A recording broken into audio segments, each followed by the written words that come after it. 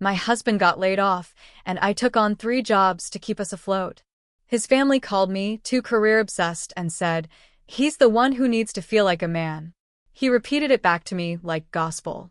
I stopped defending myself. I just built. 1 year later, they came to our housewarming party and saw my name on the mortgage, the business, and the land title. I didn't say a word. I let the silence introduce me. After that night, something shifted between us. He still said good morning. Still made coffee like he used to. But it was like there was a glass wall between us. Every time he looked at me, I could see it. He didn't know who I was anymore. Or maybe he never really did. 2 weeks after the housewarming, I came home from the hospital late one night. He was in the living room, scrolling on his phone. I dropped my bag and went to shower. When I got out, he was sitting on the edge of the bed. "We need to talk," he said. I dried my hair with a towel. "All right."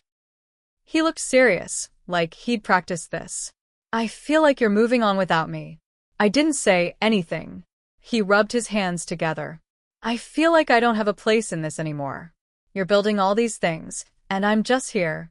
"You're just here," I said. "That's the problem." That hit him hard. He stood up and started pacing. "I've been applying to jobs," he said. "You just don't see it." "Are you? Really?" "Because I see you playing Xbox for 6 hours a day. I see your empty coffee cups on the counter. I see you avoiding every hard thing while I carry all of it." He turned. "You act like I haven't been through anything. I lost my job. That crushed me. And I picked up 3 jobs without blinking," I said. "You think that didn't crush me? I just didn't get to fall apart." He stared at me like he didn't recognize the woman talking. And maybe he didn't. "I didn't sign up for this," he whispered.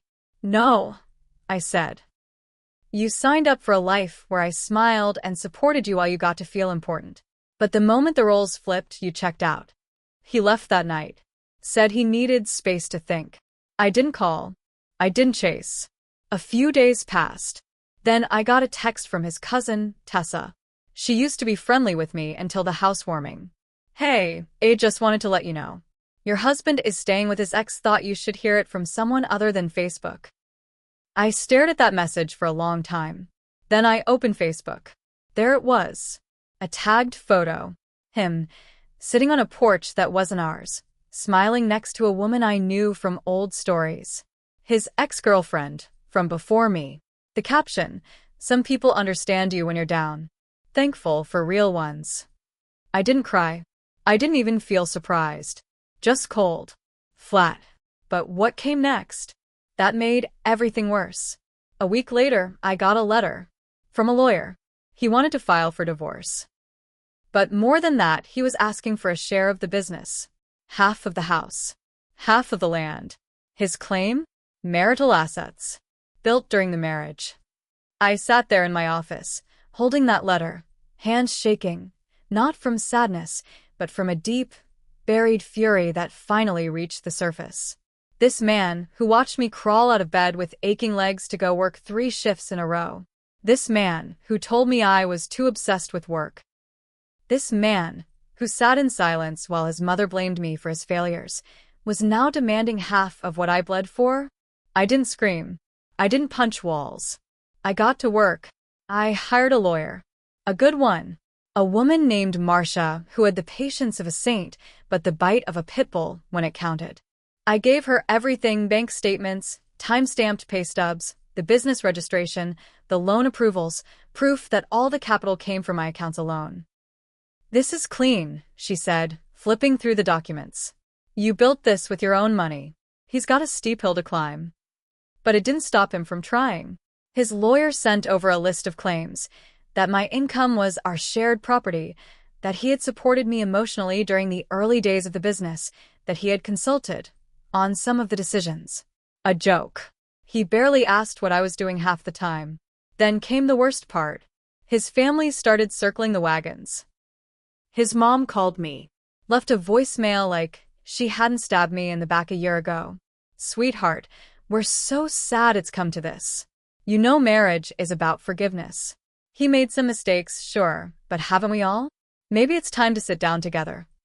Then his brother messaged me on Instagram. said I was being vindictive and cold, that I was trying to destroy him just because he was down. I wanted to scream, but I didn't. Instead, I posted something subtle. Just a photo of my home office. Nothing dramatic. Just the framed documents on the wall, clean and quiet. Caption: built from the ground up. Paid for in full. Fought for in silence.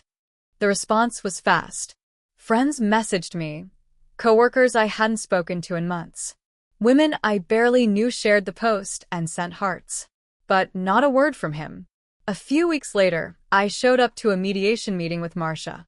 He was there, looking thinner, tired. His ex was sitting in the waiting room. He looked at me like he still didn't get it. We sat down. The mediator started reviewing the facts.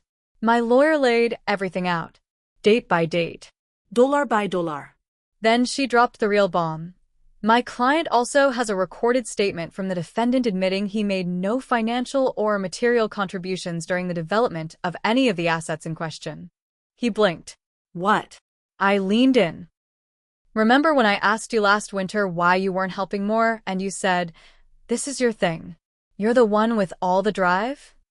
His face fell. I had saved that voice memo. Not for revenge.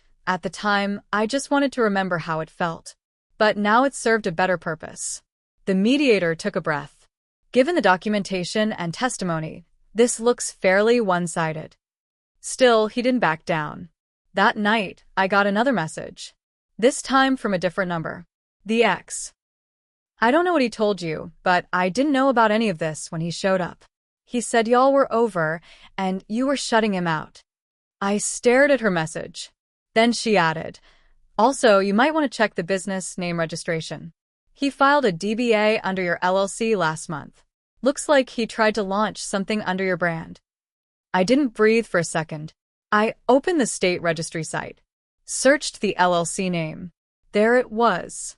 A DBA, Mountain Pines Wellness.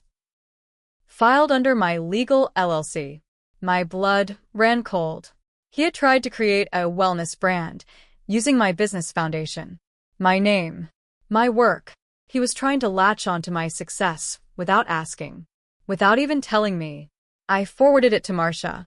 She called me within 10 minutes. He just made a big mistake. The next move was mine. I called a meeting. Not a mediation. Not a legal thing.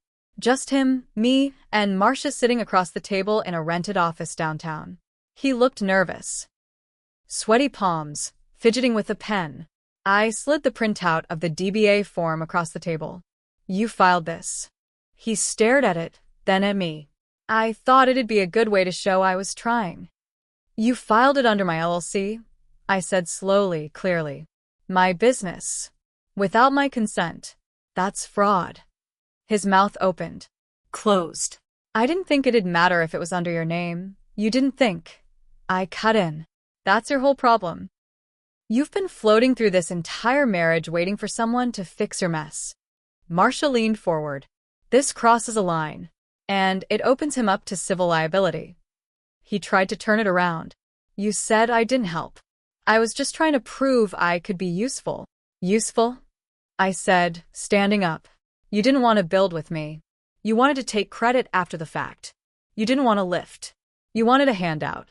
He looked up at me like I'd slapped him. I pulled out one more document. A prepared offer, divorce terms. "Here's the deal," I said. "You sign away any claim to the house, land, and business. You walk with your personal items, nothing else. In return, I won't file fraud charges. I won't sue for damages. And I won't go public with any of this."